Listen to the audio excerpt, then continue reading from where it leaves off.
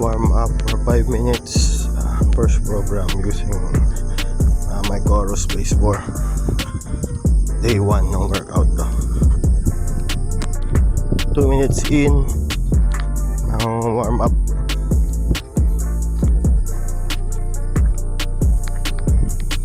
Dapat tayo pawis.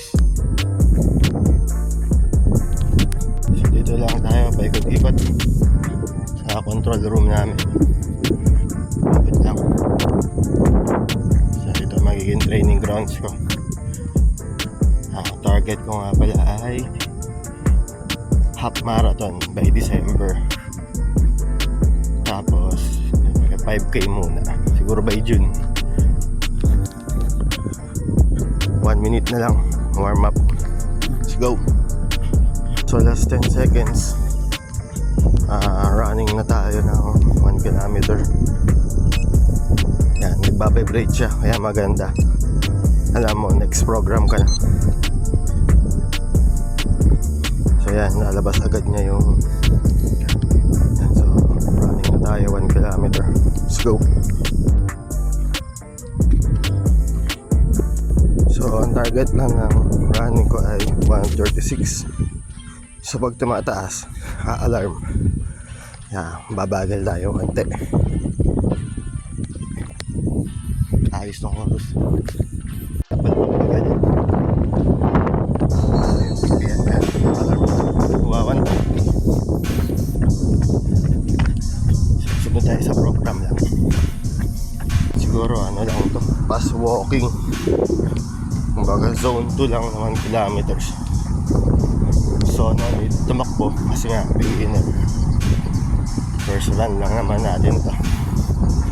Yan, yun siya, nag-green na siya. So, fast walking lang. So ano nga, zone 2 lang itong program ko. Kasi nga, beginner. Tinuturuan na ako ng breathing ngayon. 1 kilometer na zone 2. Yan. Masyado ko naman mabagal. Naka-alarm din. That mambit mo naman yung 139 na ppm. Bilis-bilis tayo konti. Yan. Galing. Yan, nakukuha niya. So halos half na tayo ng 1 kilometer. Let's go. So nag-jog ako. Alarm siya ng alarm. Mataas. So walk lang muna. Siguro nga kasi in-input ko yung weight ko dito. So weight ko pala ngayon ay 84.2 kilograms. Kaya nakakompute niya yung BPM ko kung tama. Yung tamang BPM ko para sa body weight. Kaya nag-alarm siya. Kaya maganda. Kumbaga alam niyang may hirapan yung katawan ko pag tinutuloy-tuloy ko pa. So maganda. Let's go. Pusin natin to. So last 1.5 kilometers. Brisk walking lang ulit tayo. Then after nito 5 minutes cool down naman. Let's go. Alam mo siya, malapit na matapos yung training. So cool down naman after nito. Alam mo siya, tuloy-tuloy.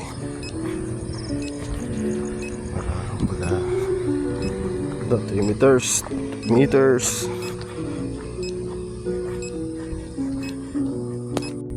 Ayan, nag-alarm.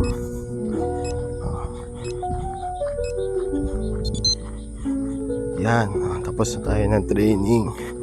So sabi dito 5 minutes cool down na, then tapos na ang ating workout. Day 1 workout natin with Chorus. So we're halos 1 minute away sa ating cool down. So tapos na ang program natin. sabi ko, para medyo bitin siya. Pero nga, as a beginner nga, siguro mas maganda mag-trust tayo dito sa process ng chorus.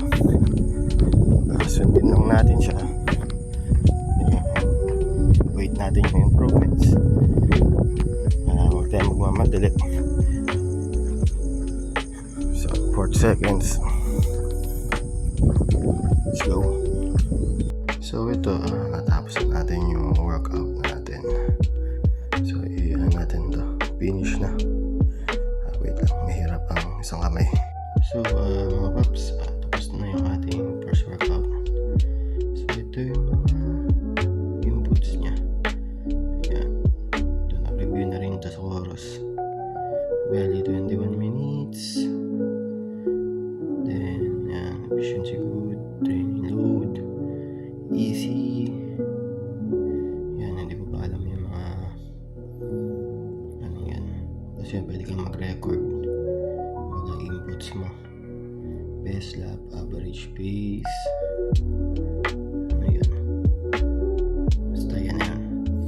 Kasi yan yung mga zoning natin. Zone 1 lang pala talaga dapat yun. Yan ang BPM. Ito yan yung mga zoning.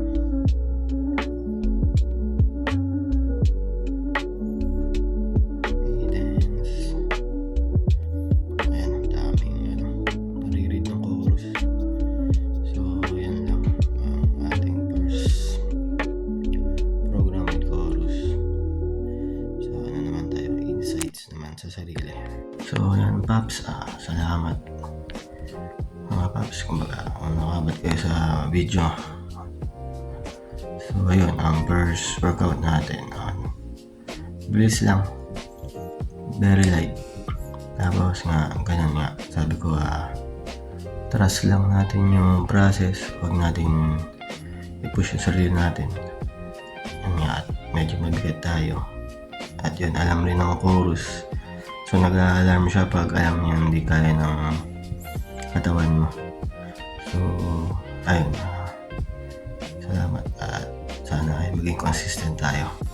At target natin ay December half marathon. Thank you.